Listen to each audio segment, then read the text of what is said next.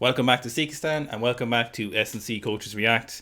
Today is by far the best possible S&C we could ever see for any athlete. This is the best one we've seen.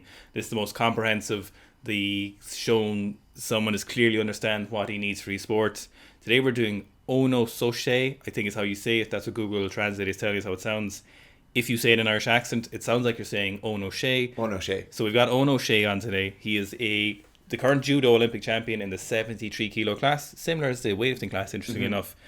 This S&C is the best I've ever seen of any athlete, any S&C we've ever reacted to. This is amazing. I love every bit of this. I had some giggle putting together these clips when we were doing it earlier. Fitz was laughing at me. I'd love all of it. So we're going to run through. We've his lifts or his training footage segregated into different positions, and we've got the conditioning at the end. So first off, Fitz, we're going to start with the Olympic lifts. Right. I've just seen, as you're kind of throwing this together, lots of snatches and lots of cleans. Yes. So just as you're watching a snatch, one thing from kind of watching previous videos of his snatch looks very good, right? So really good technician, super consistent across all the lifts. He doesn't appear to be going overly heavy on any of the snatches. But one thing you will see on both the snatch and the clean is this kind of dominance of his posterior chain. So as soon as he starts pulling off the ground, his knees shoot back. Some people might call it a stripper pull, but basically his knees come back, and a lot of the lift, or the first and second pull, are predominantly posterior chain. So back, glutes, hamstrings, hips are all really, really active. It's not that he doesn't have strong quads, but he uses his posterior chain an awful lot more in the lifts. Why this makes sense for him, so even you can see it here, makes sense for him because a lot of judo will be him leaning over and him opening up his hip crease aggressively. So it's that training, a really good movement with really good proficiency, and then kind of leaning towards his predominant strengths or his any slight biases he might have. So one of the ironic things actually about this for any of our weightlifters watching is the fact that he's so back dominant, but also like Fitz said, it transfers very well to judo in terms of lifting someone primarily with your back, is that he ends up actually having quite a good bar pass compared to a lot of people. For example, people who'd be very quad dominant, like an issue I have is I have an issue of removing my legs a little bit from the lift, so getting that barbell to move backwards off the ground and unfavoring my quads, for example, and allowing my back to take over for a little bit of the lift. It's ironic that his back is so strong that he ends up with quite a good bar pass.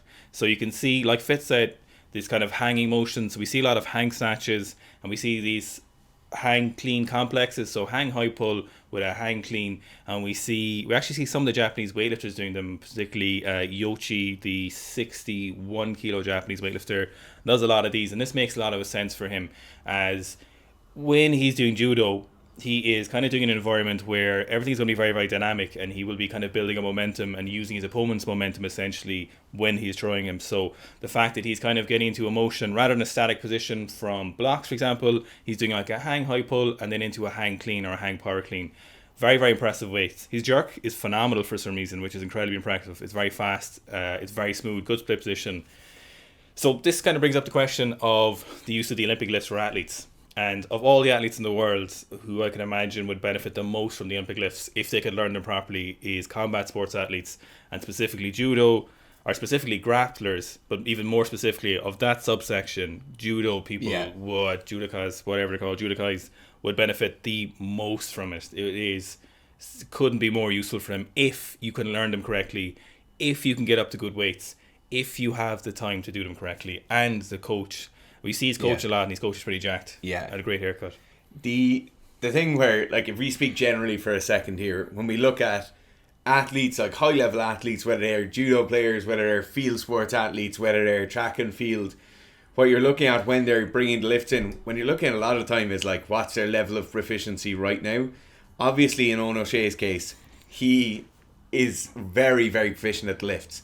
It's not that we're saying every judo player or judo practitioner in the world is going to be able to go learn the lifts with technique as good as this.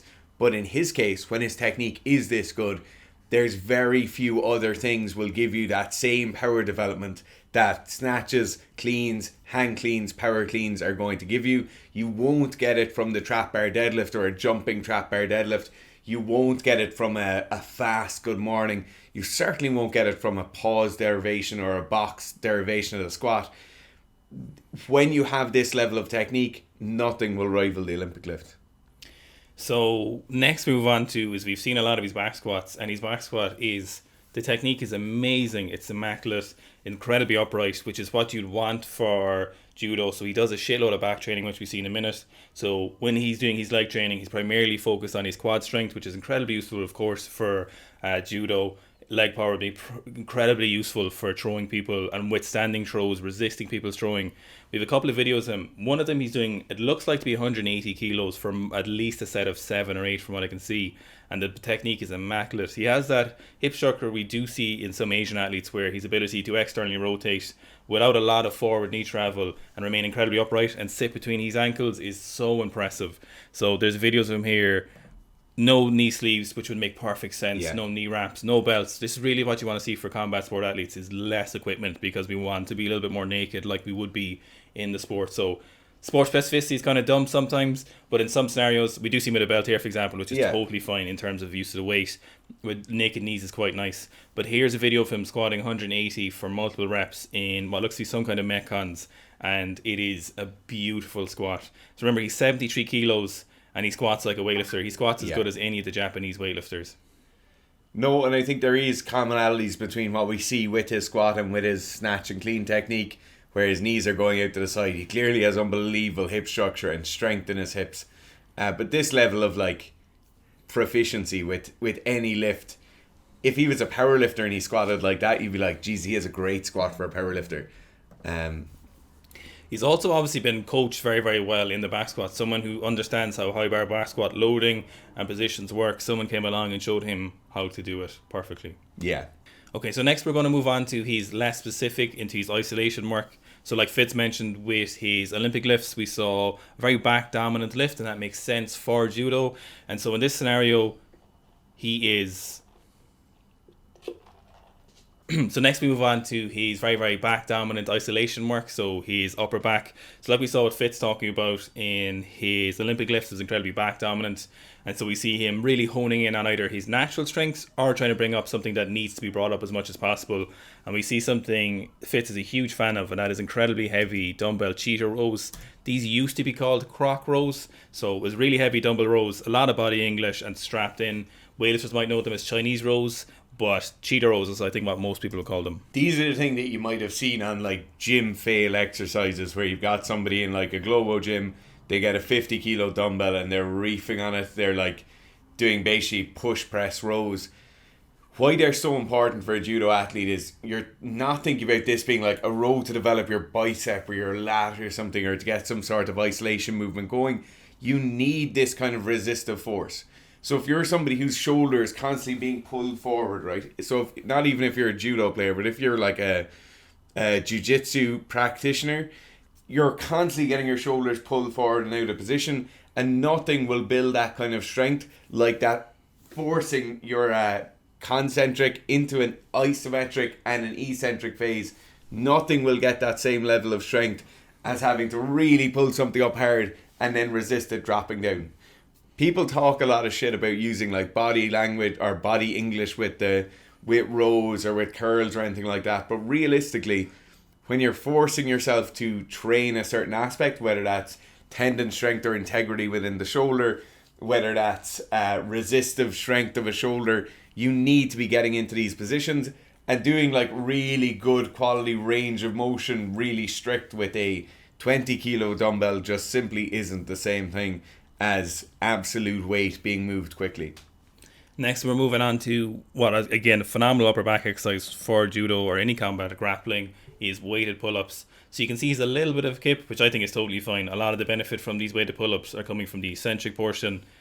Then we can also see him doing his isometrics with what looks to be some kind of a gi, or whatever the equivalent of judo is called, the outfit they wear, the uniform. So he's just hanging off that for, it looks like something like 30-second holds. So obviously that makes perfect sense for specific grip strength, is always very useful, but it needs to be trained specifically. So, you know, if he used a wider towel or fat grips, it's not as good as the holding onto the gi in the hanging position, and obviously it's very, very beneficial for his upper back development again.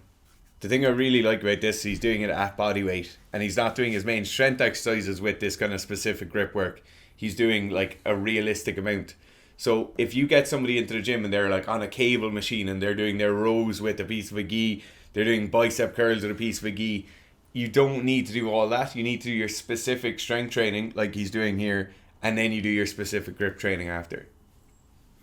So we just got a little bit of hammer strength rows, and it's funny in this video you can see him what kind of handle he should be using, what kind of grip he should be doing in it, which I think is incredible to see, and lets you know why he's one of the best in the world, is because he's incredibly diligent with what he is doing.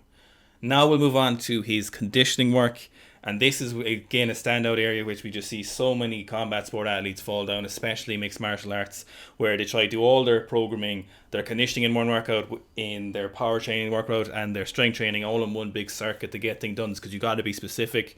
Because in the combat sports world, we often see people talking about if you train separate modalities, you get mixed results, and that's exactly what you want. That is the whole point of people doing it. When we did the Anthony Joshua video, there was a big comment like that, and someone upvoted, and he said if you train things individually, you get individual results.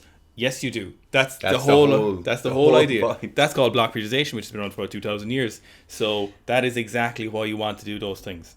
You see him not doing any of his strength work under fatigue, not doing any of his drills under fatigue. So we haven't included this in his video, but there's loads of videos of him doing his judo drills, his specific movements separately with his gym partners, not under fatigue. He's doing them with perfect motion, with perfect skill.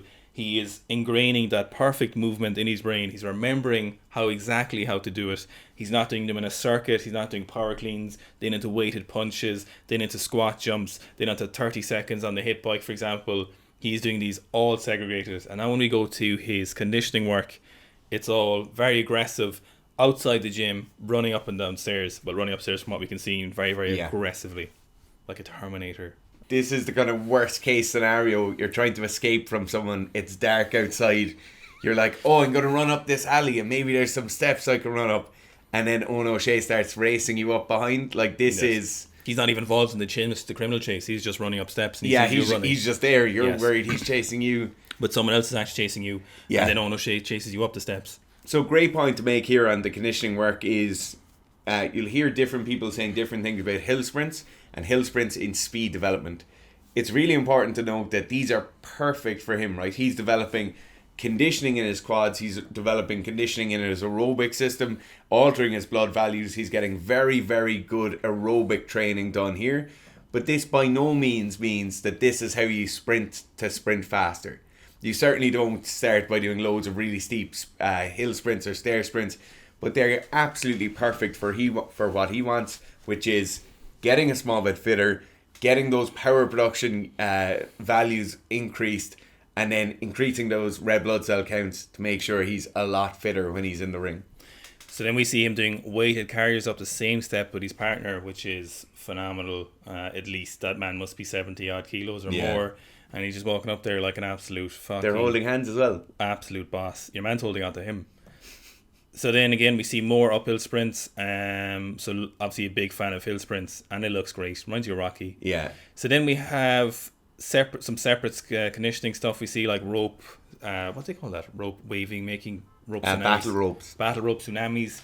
So you see, again... a separate conditioning thing, isolation piece from what we can see from here, and he's just doing these in isolation. He's just doing his conditioning work because whoever's helping him obviously has a phenomenal understanding of the S&C, how it should work for an elite level athlete like him, and the results show. If there's any sport in the world, and we kind of talked about this in a live stream the other day, where S&C can really make you a better athlete. So in places like basketball or soccer, or javelin, stuff like that, they're very high skill demands. They're dependent on your genetics, of course, like all sports. But, me having phenomenal S&C will not make me a good soccer player, for example.